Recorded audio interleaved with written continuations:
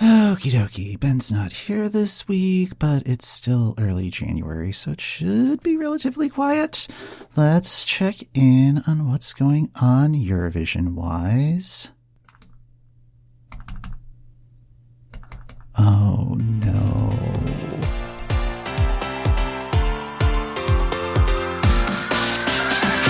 Hello and welcome to the EuroWhat, episode 214, dropping on January 16, 2024. We are a pair of Americans trying to make sense of the Eurovision Song Contest. I'm Mike McComb, and I'm here with my co-host, Ben Smith. Hey, Ben. Ben?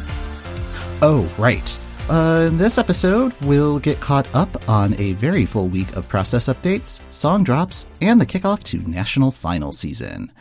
So, full disclosure, I legitimately thought that this was going to be a relatively quiet week, and that Ben being out for Mystery Hunt was going to be a minor obstacle. I had a germ of an idea for how I was going to present the episode solo, but then a ton of news came in last Monday that caused me to reconsider.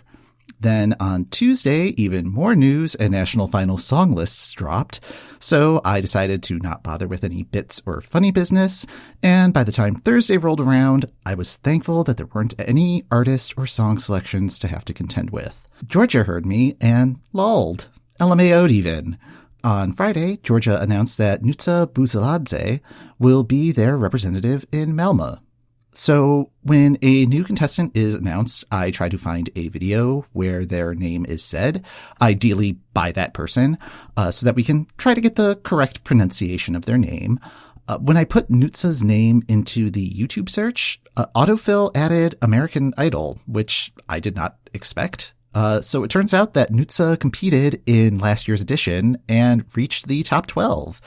She has run the full gamut of singing competitions, including Georgia's Got Talent, The Voice of Turkey, the New Wave Festival, Albania's Kenga Magique, and Russia's version of All Together Now.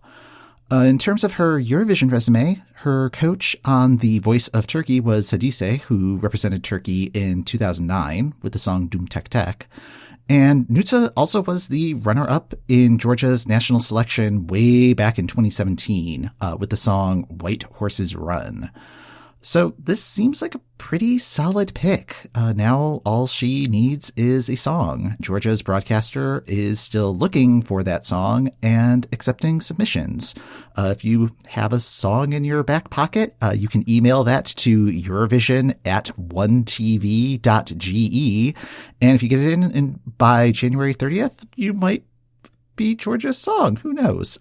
If you're wondering why a singer from the country and not the state of Georgia was competing on American Idol, I don't have an answer for you. Michael Rice, who represented the UK in 2019, he's apparently in the audition pool for this season of American Idol. And also over on Ben's favorite show, America's Got Talent, Australia's 2022 representative, Sheldon Riley, who is being coached by Spice Girl Mel B, performed Sweden's 2023 entry, Tattoo. There's a thesis in there somewhere about American identity, I think. Anyway, back to Eurovision. The contest has taken care of some logistics this week. The Eurovision YouTube page has posted the links for the live streams for the draw, the two semifinals, and the grand final. What may be of interest for fans in the US, the videos do not appear to be geo-blocked, at least not at the moment. Sam, a listener of the show, wrote in and reminded us that last year's feeds were geo-blocked immediately when they were posted on the YouTube channel. So there might be a change in the works, or someone forgot to hit a toggle somewhere. We will definitely be keeping an eye on this, as well as what Peacock's plans may or may not be for this year's shows. In other news, this week featured a lot of song updates, even though we do not have any new official entries at the moment. Cyprus announced that the song for Cilia Capsis will be titled Liar, and that it is co-written by Dimitris Kontopoulos and Elke Thiel. Dimitris is part of the Dream Team, which has been behind previous entries from Sergei Lazarev, Natalia Gorienko, as well as songs from Belarus, Estonia, Ukraine, Azerbaijan. In other words, there's a really strong pedigree here, so really much more interested in this entry now. No word yet on when Liar will be released. Belgium's representative Mustii is still in production on his song, but he has put out a call for fan support. He's trying to pull together a virtual choir, similar to what Dathi Frere did for his 2021 entry 10 Years. We have a link to the instructions and submission form in the show notes. If you are interested, do it now, because submissions close Wednesday, January 17th. So tomorrow as this episode drops. So go ahead and pause. I can wait. Okay. In terms of songs you can actually listen to at this point, a ton became available this week. Ireland announced the 6 acts that will be competing in this year's Eurosong, and they've released their entries one by one throughout last week. The biggest name in the set is arguably Erica Cody, who's an R&B singer and was the runner-up in the 2022 edition of Ireland's Dancing with the Stars. Eurosong is still scheduled to take place on Friday, January 26th. Finland took a similar approach for announcing UMK. They hosted their live reveal of the 7 acts competing last Wednesday and started the daily drop of songs soon after on Thursday.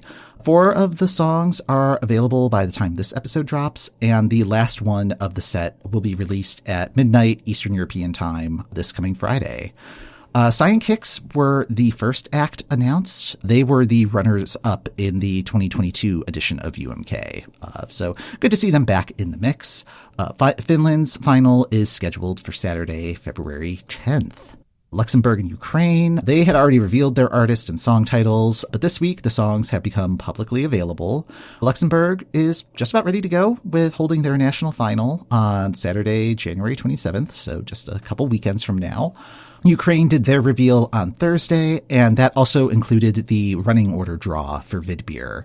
Yaktak with La La La will open the show, and Nahaba will close the show with the song Glass. On Monday, Ukraine's broadcaster opened up voting for selecting who will be on this year's jury. Some of the candidates include Katerina Pavlenko from Goa, Jamala, Andriy Danilko, aka Verka Serduchka, and Pavlo Shilko, who was one of the hosts for the 2005 contest in Kyiv. Voting closes this coming Monday, and Vidbeer is scheduled for Saturday, February 3rd. I think the big surprise last week was Latvia dropping their field for this year's edition of Supernova. There are 15 songs that are scheduled to compete. Agnese Rakovska is the only Eurovision alum in the mix. She's part of the band Triana Park, who represented Latvia in 2017.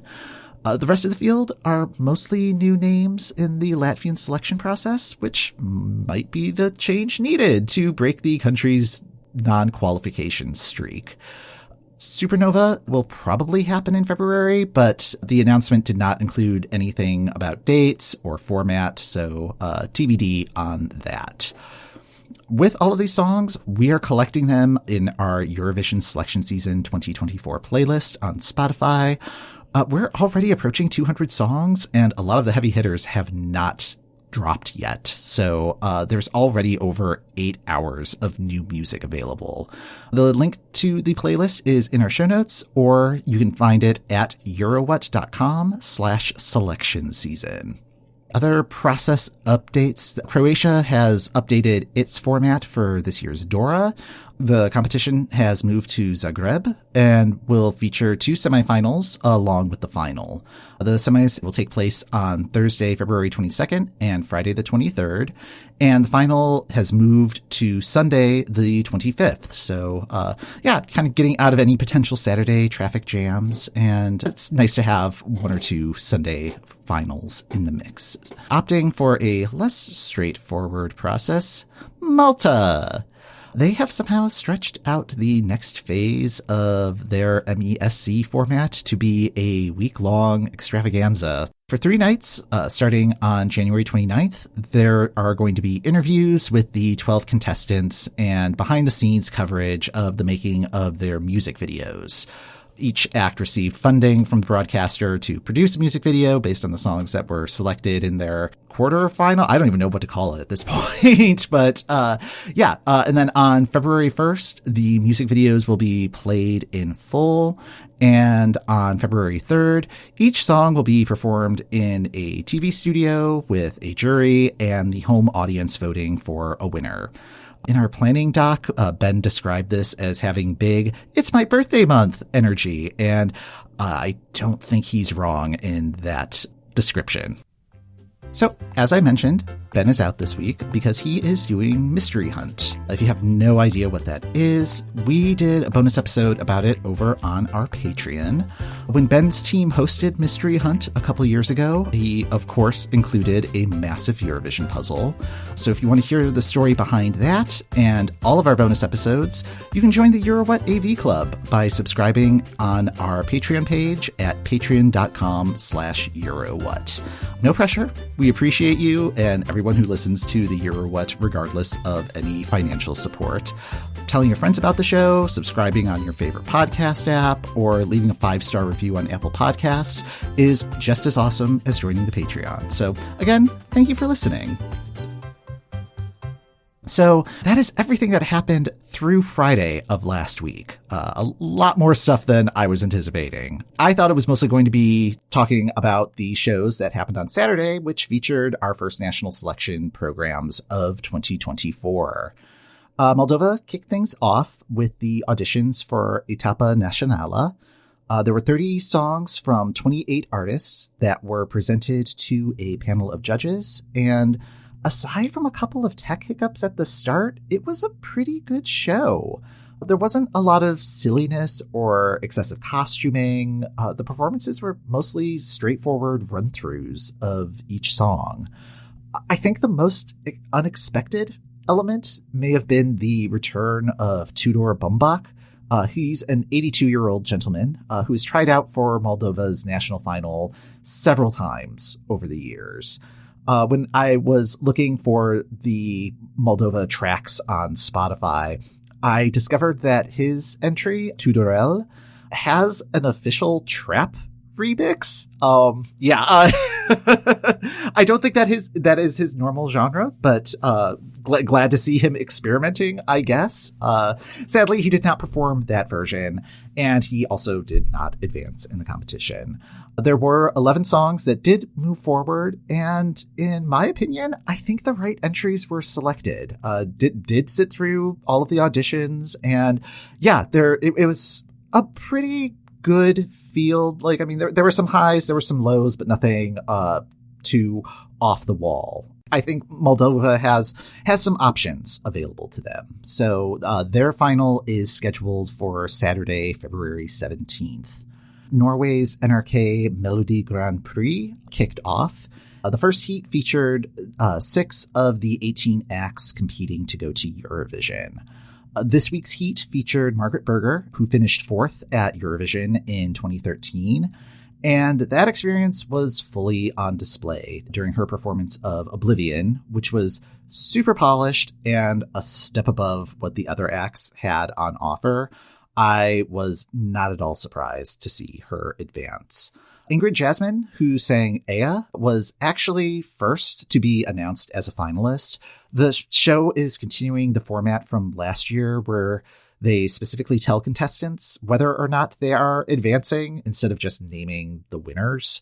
I'm not really a fan of this. I think it can sometimes lead to a not good look, but it does provide a final 2 drama moment, sort of, when the last finalist is revealed. It's very Tyra holding one photo of the last 2 models standing. So the final 2 this week was the inspiration for our cover art on this episode. And that's because the other big showy performance came from Goth Minister and his song We Come Alive. You can probably fill in the blanks of what Gothminister looks like based on the name Gothminister, though I will say the crown that he wears has the height of a mitre, so he looks more like a Goth bishop, but I'm not going to pretend to understand how the Goth diocese operates or how rankings are determined. Anyway, he was the last to be announced as advancing to the final. I think these were the right 3 entries to advance, but to my eye, Oblivion was the clear winner of this heat. The show was not without controversy, however. During one of the host segments, a member of the audience walked up to where the hosts were on the floor, said, "Pardon me for the interruption," and made a statement about the war in Gaza. The camera switched to an alternate view of 2 of the hosts so that the protester was not visible on screen. And the hosts just sort of stood there awkwardly waiting for the statement to finish. There did not appear to be any security intervention, and the protester left as soon as they finished speaking. So it was all very polite. I actually missed this when it happened, as I had other tabs open while watching Lithuania, but there was an article and video posted on NRK's news site soon after the show wrapped. I would not be surprised if stage invasions are a more common occurrence this particular selection season. I don't think anybody was in any danger in this particular instance, but hopefully things will not be escalating. Speaking of Lithuania, this week was the debut of their new process titled Eurovizija.lt. While I was watching, my husband walked by and he missed the period in the title when it was on the screen. And he was just like, "Why is it called Eurovizija.lt?" And I have decided that is now the canonical pronunciation of the show. So congratulations, Lithuania. Aside from the name, Lithuania's format changes are pretty significant. Instead of it being 3 weeks of qualifiers, 2 weeks of semis, and a final, the competition is now 5 heats of 8 contestants with only 2 acts each week moving on to the final. There's still the 50-50 split of jury and televote, with the jury functioning as the tiebreaker. While that is functionally the same as before, unless there's major disagreement, it will probably be the winner of the jury vote and the winner of the televote advancing each week. I mean, at least that was the case this week. Sylvester Belt won the jury with the song Luktelk, which is one I'm actually keeping an eye on. I thought that was a really good performance, and there was a vibe to the song. It's like, oh, this is catching my ear in a way that caused me to stop what I was doing and watch what was happening on screen. The audience put Sylvester in second, so I think the audience is responding to it as well. The winner of the televote was VB Gang's Kaboom, which really had just silliness on overdrive. Very costumey, chicken dancing, all of the quirks of recent Eurovision party entries, I guess. I don't know. I didn't particularly care for it, but I was not at all surprised to see it win the televote, especially in week 1 when participation in the televote is usually pretty low. Like, I think there was maybe about 4,000, 5,000 votes total across the field. And yeah, that will grow week to week, but there is a distinct advantage to performing in the first week of the show. So yeah, although I'm still resistant to the changes to Lithuania's process this year, I really loved Pabanda Mishnaujo. The overall show, I mean, it was a good show, and the song standards are still really high. I didn't think that there were any songs that were like objectively bad or anything like that. I really just kind of came down to, I like this one, I'm not responding to this one, or like, oh, I'd like to hear that one again. So, like, it's a tough format, so if it raises the bar for quality, that's not a bad trade-off. So, coming up this week, Norway and Lithuania will have their second heats. Slovenia will reveal Raven's song Veronica, and Estonia is going to hold its Estelal semifinal. Estelal has 20 songs competing this year, but 5 are automatically through to next month's final. So the remaining 15 are battling for the 5 remaining slots. I am really looking forward to the opener. We do know nothing about these drugs by 5 Minust and Pull-Up, which instantly joined my main playlist the first time I heard it. The energy level is very high. I think it's going to be a really fun opener. Austria will have announced their artist by the time this episode has dropped. So, news is already happening once again. On Thursday, Portugal will be revealing the 20 songs competing in this year's 60th edition of Festival de Canção. And on Friday, Germany will be announcing the contestants for Das Deutsche Finale, as well as making tickets for the show available. Germany also announced that Barbara Schoenberger will be hosting the festivities once again, and the show is scheduled to take place on February 16th. For now, that's going to do it for this episode of the EuroWhat. Thanks for listening.